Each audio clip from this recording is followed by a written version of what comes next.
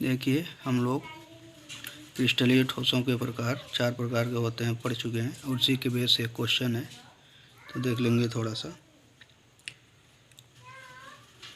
निम्नलिखित में क्वेश्चन है कि उपस्थित अंतराण्विक बलों की प्रकृति के आधार पर निम्नलिखित ठोसों को विभिन्न समवर्गों में वर्गीकृत कीजिए। Potassium sulphate, tin, benzene, urea, ammonia, जल, zinc sulphide, rubidium, argon, silicon carbide, graphite. तो बताना है कौन किस टाइप का ठोस है, मतलब कौन आणविक ठोस है, कौन सा संयोजक ठोस है, कौन आणविक ठोस है, और कौन क्या बोलते हैं धात्विक ठोस है। तो इसको पहचान के बताइएगा। हमारा सबसे इम्पोर्टेंट टॉपिक सुना, पहली बार सुन रहे हैं, पहली बार फर्स्ट टाइम लाइफ में पढ़ने जा रहे हैं, थोड़ा ध्यान से समझिएगा। पहला है क्रिस्टल जालक, क्रिस्टल लैटिस। तो क्रिस्टलीय ठोसों में अवयवी कण, 3 कण होते हैं ना, 3 टाइप के, या तो परमाणु होगा, या अणु होगा, या आयन होगा। 3 विमाओं में, 3 विमा का मतलब एक्स अक्ष, वाई अक्ष और जेड अक्ष में एक नियमित तथा निश्चित ज्यामिति में व्यवस्थित होते हैं।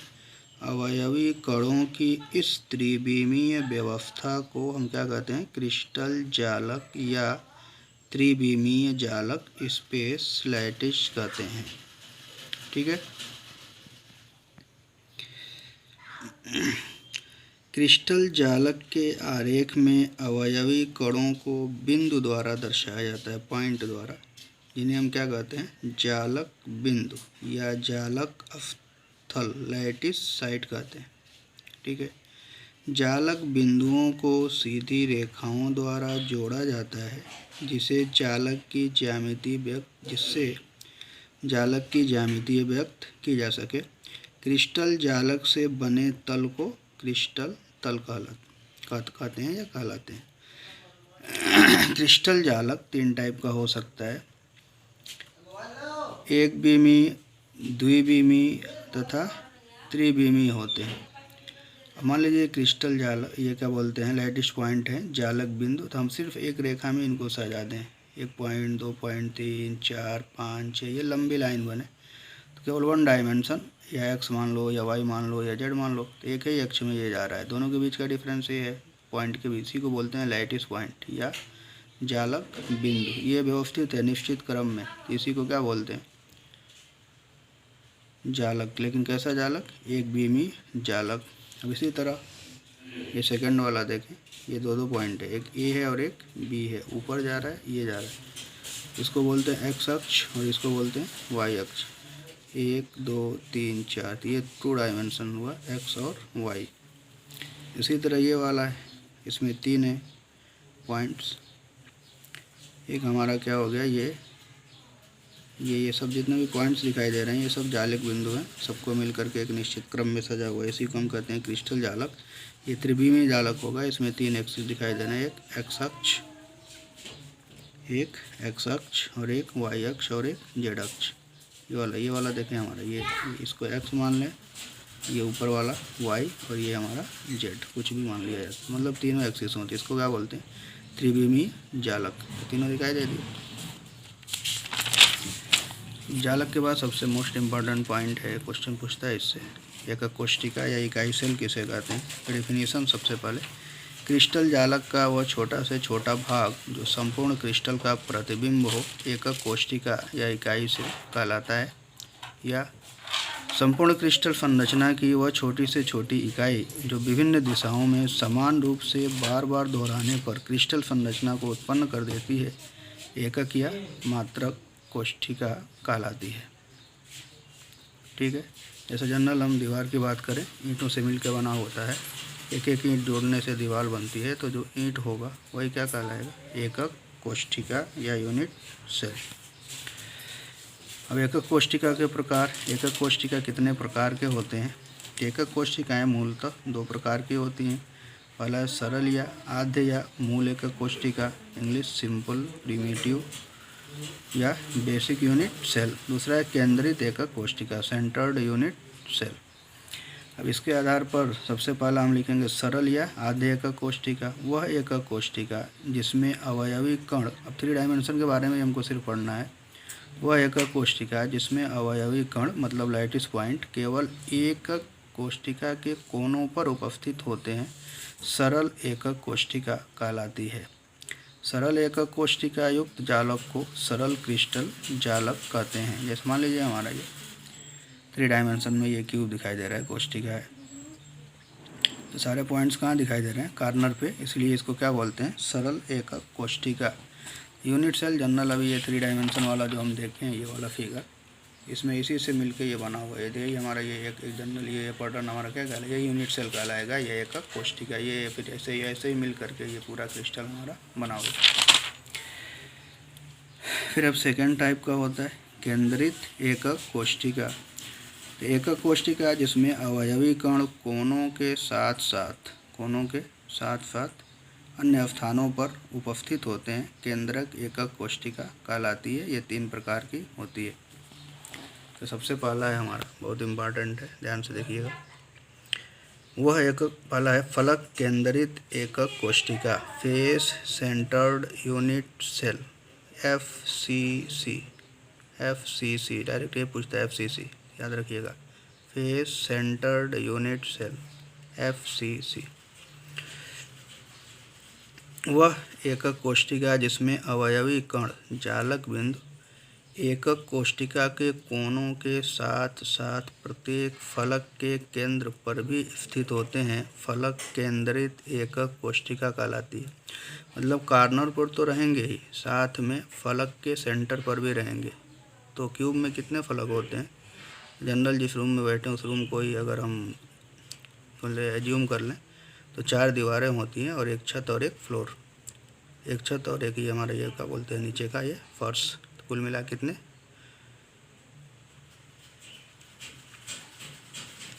6 फलक होते हैं। मतलब 6 फलक के सेंटर पे एक पॉइंट हो और 8 कार्नर पे हो, तो इसी को हम क्या बोलेंगे? फलक केंद्रित एकक कोशिका। अगला है सेकंड काय केंद्रित या अंतः केंद्रित एकक कोशिका, body centred unit cell, BCC, body centred unit cell. वह एकक कोशिका जिसमें अवयवी कण एकक कोशिका के कोनों के साथ साथ कोशिका के केंद्र पर भी स्थित होते हैं। 8 कार्नर पे होंगे और एक एकदम बीच में होगा सेंटर में, केंद्र पर भी स्थित होते हैं।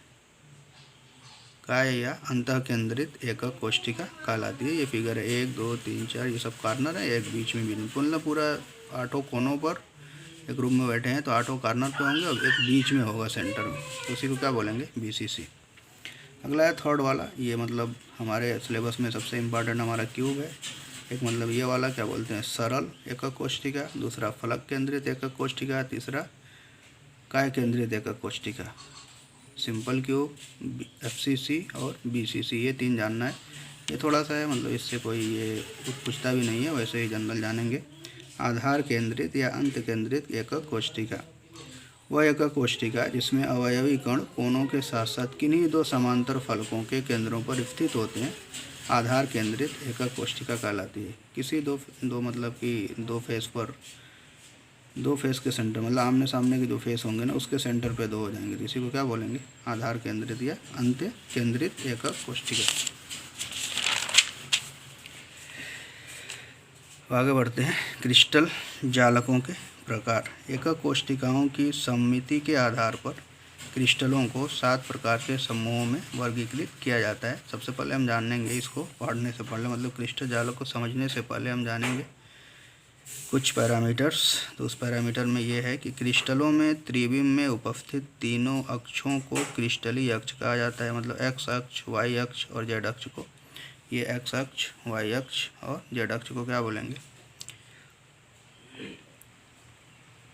क्रिस्टलीय अक्ष कहा जाता है। सभी क्रिस्टलीय अक्ष एक बिंदु पर प्रतिच्छेद करते हैं जिसे हम मूल बिंदु कहते हैं, जानते ही हैं। 2 क्रिस्टलीय अक्षों के बीच के कोण को अक्षीय कोण कहते हैं। मतलब 2 अक्षों के बीच का जो एंगल होगा उसको अक्षीय कोण कहेंगे। फिगर ध्यान से समझिएगा, बना लीजिएगा इसको। अब देखेंगे आगे नीचे। क्रिस्टलों में 7 प्रकार की आद्य सरल एकक कोशिकाओं में विभेद उनके पैरामीटर A, B, C तथा अल्फा, बीटा, गामा द्वारा किया जाता है। पैरामीटर के आधार पर 7 आद्य कोशिकाएँ निम्नलिखित हैं। अब यहाँ पे देखेंगे, ये बनाना तो आ गया हमारा, ये x अक्ष, y अक्ष और ये z अक्ष। ये क्यूब एकदम सीधा ध्यान रखिएगा कि एक्स अक्ष के सामने वाले कोण को अल्फ़ा, वाई अक्ष के सामने वाले कोण को बीटा और जेड अक्ष के सामने वाले कोण को गामा कहते हैं। ये हमारा ओरिजिन है, मूल बिंदु, और ये डायमेंशन है हमारे पैरामीटर्स, मतलब कि ये दूरियां हैं, अक्षीय दूरियां। ए एक्स अक्ष वाले दूरी को ए, वाई अक्ष वाले को बी और जेड वाले को सी बोलते हैं। तो इसी पैरामीटर मतलब ए बी सी और अक्षीय कोणों के बेस पर ही हम इस सातों टाइप के क्रिस्टल को डिफाइन करते हैं। इसमें सबसे पहला आप ध्यान से देखिएगा, विभिन्न क्रिस्टल निकायों की त्रिविम जालक संरचनाएं, इनका नाम याद होना चाहिए, नाम के साथ साथ इंग्लिश में नाम याद होना चाहिए। और ये सारे डायरेक्ट क्वेश्चन इससे पूछ देता है। घनीय एकक सेल में होता है, संबंध पूछेगा तो ध्यान रखिएगा। पहले घनीय एकक सेल, क्यूबिक, क्यूब में क्या होता है, A equal to B equal to C, A B और सी तीनों आपस में इक्वल होते हैं। Alpha equal to beta equal to gamma equal to 90, मतलब सारे एंगल 90 डिग्री के होते हैं। क्लियर। दूसरा है चतुष्फलकीय, tetragonal, A equal to B not equal to C, A alpha equal to beta equal to gamma equal to 90। तीसरा है हमारा सम चतुर्भुजी या विषम लंबाक्ष, हिंदी थोड़ा टफ है, इंग्लिश देखेंगे। आर्थोरोम्बिक, आर्थोरोम्बिक यही याद करेंगे, इसी के बेस पर भी बताएंगे कैसे इसको हम याद करेंगे। Orthorhombic, A not equal to B not equal to C, alpha equal to gamma, beta equal to gamma equal to 90, हो गया तीनों। फिर उसके बाद से यहाँ चौथे पर आ जाएँ हम, त्रिकोणीय, त्रिसमनाताक्ष, ट्राइगोनल और रोम्बोहेड्रल। तो हमारा फोकस रोम्बोहेड्रल पर ही होना चाहिए। A equal to B equal to C, alpha equal to beta equal to gamma not equal to 90। फिर उसके बाद से षटकोणीय, हेक्सागोनल, तो हेक्सागोनल में A equal to B not equal to C, alpha equal to beta gamma, gamma alpha equal to beta equal to 90 या gamma equal to 120, इसको ध्यान रखिएगा थोड़ा सा। इसमें दो कोण 90 का और एक 120 का होता है। तीसरा हमारा एक नाताक्ष, monoclinic, alpha not equal to A not equal to B not equal to C, alpha equal to gamma 90, अब beta not equal to 90। Alpha gamma बराबर होंगे 90 अंश के बराबर और बीटा का मान 90 से मतलब 90 नहीं होगा। तीसरा है लास्ट है सातवां, त्रिनाताक्ष, triclinic, A not equal to B not equal to C, alpha not equal to beta not equal to gamma not equal to 90। ठीक है, देखिएगा, याद रखिएगा, थोड़ा सा ध्यान से समझ के। मान लीजिए यह है, तो इंग्लिश का एक एक वर्ड हम यूज करने जा रहे हैं। पहला है हमारा सी, यहीं पे कर ले रहे हैं। ये हमारा क्यूब है, तो क्यूब को हम कैसे दिखाते हैं, सी। फिर ये हमारा है टेट्रागोनल, टेट्रागोनल का फर्स्ट वर्ड क्या है, टी, और यहाँ आर्थोरोम्बिक का ओ, और यहाँ पे रोम्बोहेड्रल का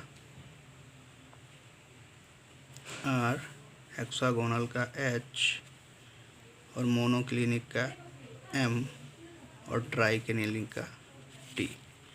ये मतलब कि कोटेशन याद रखिएगा।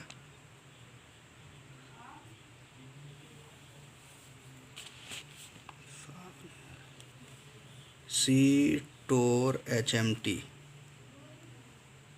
याद रखेंगे, सी टोर एच एम टी। ये काम हमारा याद होगा तो सारे क्वेश्चन हमारे, इसलिए कि पेपर में हिंदी भी रहता है, इंग्लिश भी रहता है। तो इंग्लिश वाला याद करेंगे, उसी से हम बताते हैं याद कैसे करेंगे। बस ये याद करिएगा, C TOR H M T, C for cubic, T for tetragonal, O for orthorhombic, R for rhombohedral, H for hexagonal, M for monoclinic, T for triclinic. अब ऐसे सजा दीजिएगा। सजाने के बाद देखिएगा, A equal to B equal to C, पहले इस पर आते हैं, A equal to B equal to C. Second वाले में A equal to B not equal to C. Third वाले में A not equal to B not equal to C. Fourth वाले में फिर रिपीट करेंगे, A equal to B equal to C, फिर उसके बाद से A equal to B not equal to C, और फिर सिक्स वाला में A not equal to B not equal to C, और सातवां वाला फिर वैसे ही A not equal to B not equal to C. Clear.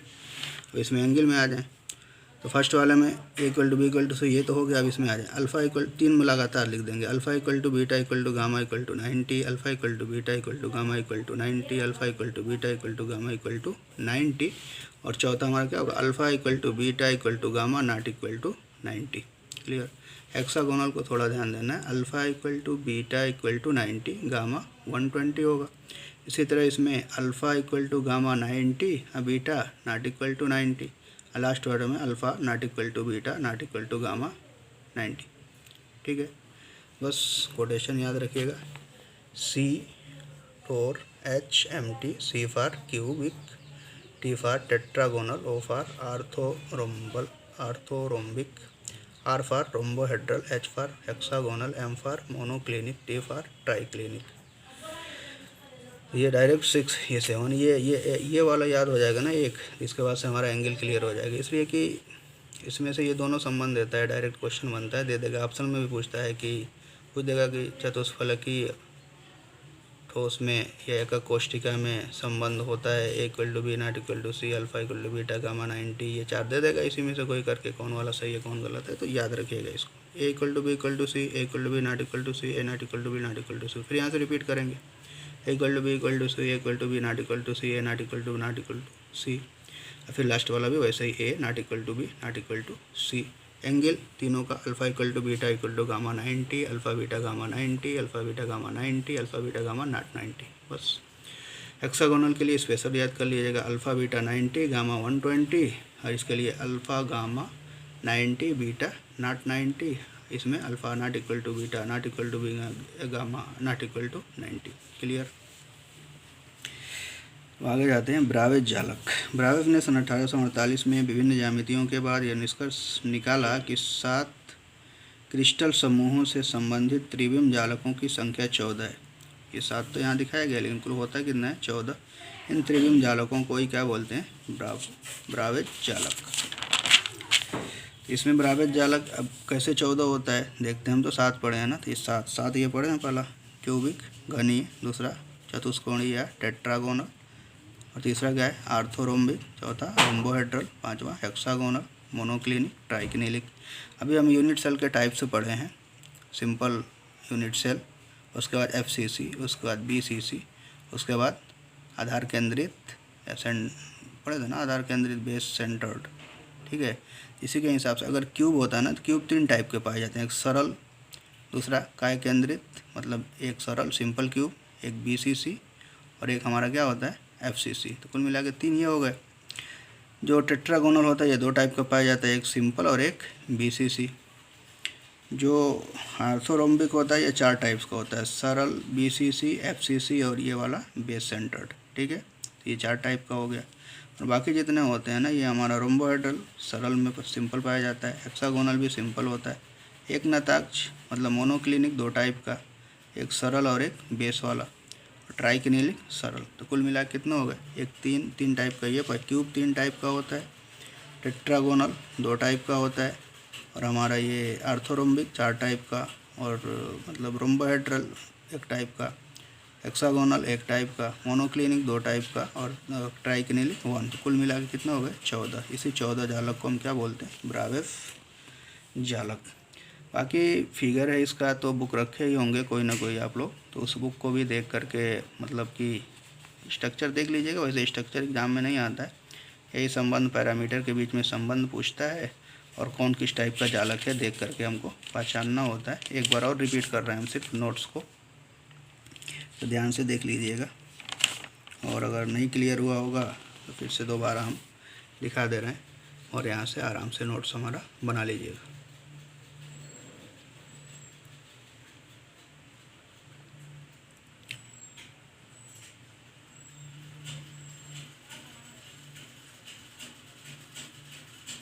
Figure को बस स्पष्ट बनाइएगा, साफ साफ अच्छे से बैठ के ध्यान से। ये सारे क्वेश्चन आने वाले हैं, सब इम्पॉर्टेंट है, सबकी डिफिनीशन पूछता है, और थोड़ा मतलब कि वर्ड भी थोड़ा डिफ़िकल्ट टाइप के हैं। तो बैठ के ध्यान से 1 बार 2 बार पढ़ के लिख के सब याद कर, सारे डिफिनीशन हैं सब याद हो जाने चाहिए। जैसे ही स्कूल खुलेगा तो सबसे पहला काम कंटिन्यूअस 1 हफ्ता हम टेस्ट लेंगे, इसलिए जितना टाइम है पूरा टाइम को अच्छे से अपने स्पेंड करके मतलब पूरा ध्यान दीजिए पढ़ाई पे, और पढ़ाई पे ध्यान दे करके ना उसको मतलब कि एकदम कंप्लीट करके आइएगा। बस वैसे ही खाली याद नहीं कि पढ़ लिए बस लिख लिए, वीडियो है देख रहे हैं, तो पिक्चर नहीं है ना ये। टोटल 1 बार पढ़िए, 1 बार देखिए, नोट्स बनाइए, फिर लिखिए, फिर अपने बुक में पढ़िए, बुक से पढ़ के फिर उसको स्पष्ट करिए, समझिए, फिर उसका फिगर देख लीजिए। फिगर हम सब नहीं बनाए हैं, और फिगर पूछता भी नहीं है, इसलिए बनाने की ज़रूरत नहीं है। वैसे बुक में भी है तो फिगर भी आप मैच करा सकते हैं देख के कौन किस टाइप का फिगर है। ठीक है, तो बाकी एकदम ध्यान से देख लीजिएगा। एक बार हम रिपीट कर रहे हैं इस नोट्स को, दोबारा अगर नहीं दिखाई दे साफ उसको देख के कर लीजिएगा, इसलिए कि हो सकता है ये सारे प्रॉब्लम आ रहे हैं कि साफ़ नहीं दिख रहा है, साफ़ नहीं दिख रहा है। तो थोड़ा सा मतलब ध्यान से अगर सुनेंगे, वैसे तो पढ़ के सब हम बता ही दे रहे हैं, लेकिन अगर दिखाई नहीं दे रहा है तो उसके लिए भी ये ठीक ही है, धीरे धीरे दिखाई भी दे रहे हैं। अगर फिर भी दिखाई ना दे तो प्लीज़ ध्यान से सुन करके आप लोग उसको कर लीजिएगा, मतलब ध्यान से सुन लीजिएगा। सब पढ़ के बताएं हम, तो सिर्फ सुन के चाहें तो हम नोट्स बना सकते हैं, देखने की भी ज़रूरत नहीं पड़ेगी। और बिना सुने बिना समझे तो काम चलेगा नहीं, इसलिए कि सुनना भी ज़रूरी है, देखना भी ज़रूरी है, पढ़ना भी ज़रूरी है। और कमेंट तो बिल्कुल ही नहीं आ रहे हैं कि क्या कर रहे हो, पढ़ रहे हो कि नहीं पढ़ रहे हो, कौन पढ़ रहा है कौन नहीं पढ़ रहा है। तो ठीक है, कोई बात नहीं है, ऑनलाइन क्लास पढ़ना है, लेकिन पता तो होना ही चाहिए ना कौन पढ़ रहा है कौन नहीं पढ़ रहा है। तो इसके लिए हमारे पास कोई पैमाना नहीं है। ठीक, हम आएंगे तो बस ये हम तो जानते हैं कि 100% सबके पास हमारा वीडियो पहुंच रहा है, सब पढ़ के सब नोट्स बना रहे हैं। ठीक है, ओके, थैंक यू।